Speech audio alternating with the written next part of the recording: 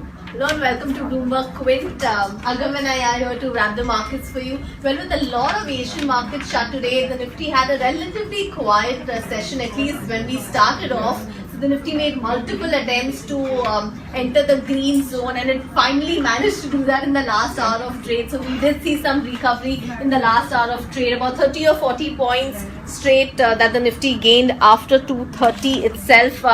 So it ended about 16 points higher at 8742. So we're still below that 8750 mark. And with this, the Nifty is down about 200 points away from that 18-month high of 8953 that we had hit just last week. Agam, what are F&O trends suggesting?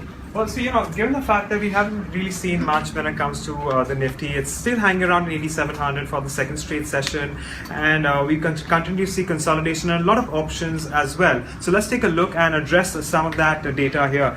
As expected, we've seen a little bit more writing when it comes to the 8,700 put and the 8,900 call, and that's also where we are expecting the Nifty to move on to, at least in the near term, because that is where we're looking at that near term a gap between support and resistance zones. That brings me to the distribution. The maximum open interest distribution stands at around 9,000 call, along with the 8,500 put, which actually came down lower from 8,600 yesterday. So as you can see, we are looking at a narrow range, not much to speak for, and this hasn't changed substantially either over the span of the last couple of days. But Shraddha, given the fact that we were talking about 9,000 last week, and now we've come off those levels now at around 8,700. Well, we're going to have to wait and watch as to where this takes us. So, yeah. That's correct. The entire range has moved down from what we were actually seeing last week. Agam, I'm very keen to know what Gaurav Bissa had to tell you on Surfsa. Oh, of course. So he made a very interesting point, and he was of the opinion that while he is expecting the Nifty to move down further, he may not be aggressively short when it comes to his positions on the Nifty. That said, he's also going to wait for the Nifty to move below 8,700 before he buys the 8,600 put. So he is looking at 8,700 as the immediate support zone, which means that if that breaks, well, he is going to be more bearish on the markets. But for now, he's not really overly pessimistic, in spite of the fact that we've seen Nifty come off from 8950 to the current level. So he's going to wait and watch and play and ride the consolidation now before he takes a big decision going today's day of trade. But of course, we've had, despite the fact that Nifty hasn't really moved much, we have seen a lot of movers in the Nifty, have we? Well, yes.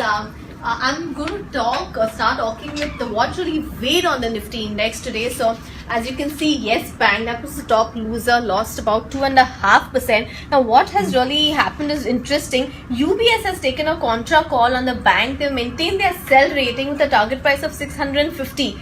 That's close to 50% downside just from here. And Yes Bank, remember, had seen some recovery yesterday after 4 straight sessions of losses.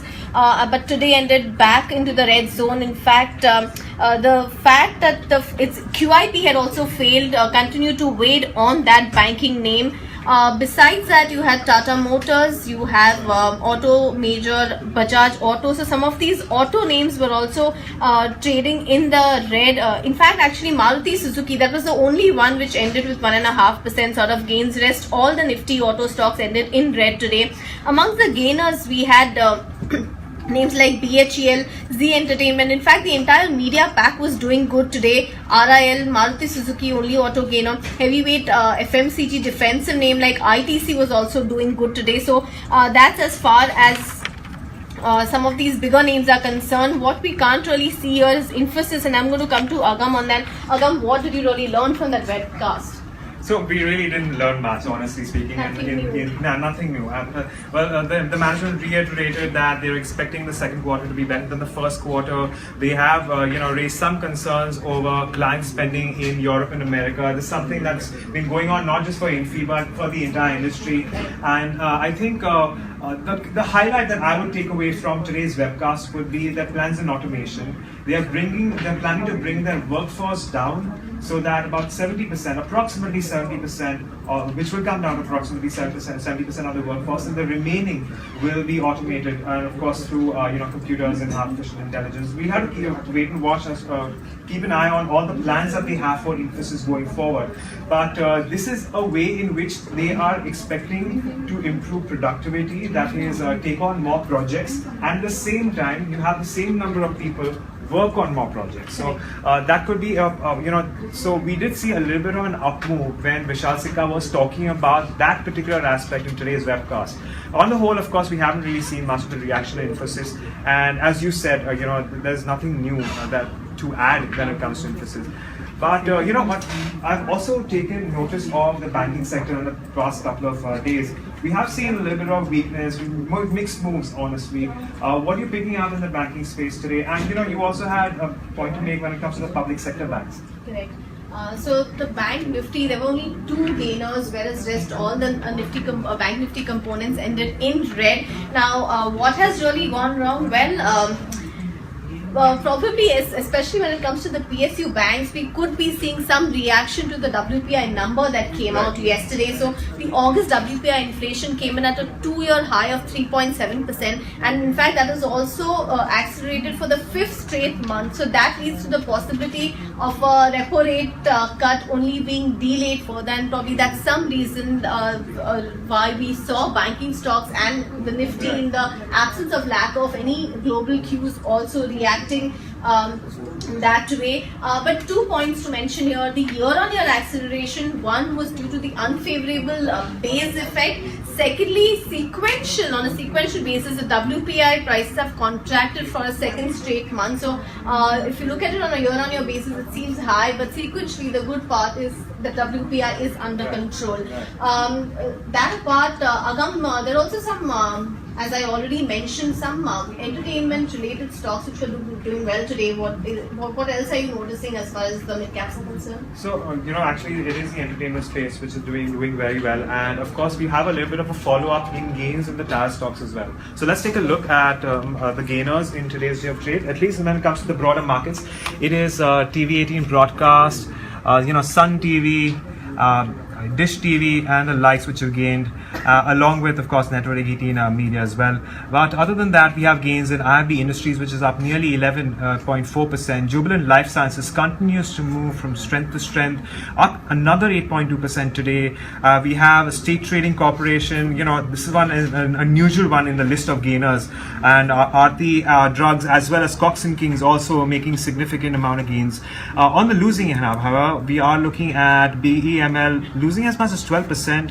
Prestige Estates, of course, reacting to earnings, and ST Aluminium continues to face a lot of pressure, which is at a lower circuit today, along with PC Jewelers looking at profit booking after tremendous strength that we've seen in some of the jewelry stocks yesterday. So that's as far as the mid caps concerned. And while we saw the broader markets outperform, the big indices yesterday, that's not the case today. So at least the broader markets too are more or less in line with how the bigger indices have performed today. Okay. One more stock which I want to mention about is Reliance Communications, since telecom is really a sector which has been in focus since the Reliance Jio launch.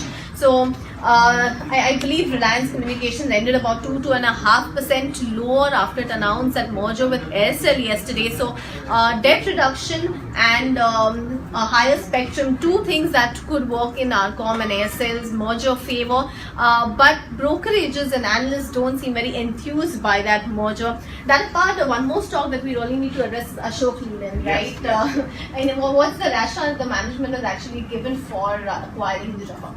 Well, the management is clearly saying that it's the synergies that they're going to work on, and that's going to benefit them when it comes to the merger. So let's address the news first. Ashok Leyland is going to merge Hindustan Foundries with itself, and this means this is in a ratio of 100 shares to 40. Analysts for now are not really seeing a lot of sense behind this, but the management, of course, is continues to say that this is not only a synergistic, but it also means that it could have some tax implications when it comes to the bottom line. But again, we have to wait and watch as to what kind of impact that brings. Even if it does, it will be in the long run. And well, that's Foundries also did not do well. Right. In fact, so that's of course on the valuations, and it's going to take another knock tomorrow as well, given the fact that it's been valued at a discount after we've had the merger ratio come into place. So well, that's as far as Hinduja Foundries and Ashok Leyland is concerned. Are we keeping an eye on anything going in the next couple of days? Couple of things to highlight. First, on the IPO front, I just want to give an update on the subscription levels. L&T Technology Services has been subscribed 1.9 times at about 3 p.m. That's day 2 for the company. GNA Access, that was subscribed 1.36 times again at 3 p.m. It's day 2 for the company. What to watch? Well, again, some of the Asian markets are shut tomorrow, China and Korea. We also have the Bank of England asset purchase target that they will be talking about tomorrow. So probably Europe will take some cues from that. That apart, we have the India August trade balance. So all of these things should actually really determine how we end this week. Overall for this week, we are the Nifty is trading with some losses or cuts, but yes, tomorrow we will have to see that. Yeah. And that's all for today. We will see you back again tomorrow at 3:45 p.m. Bloomberg Twin Facebook Live.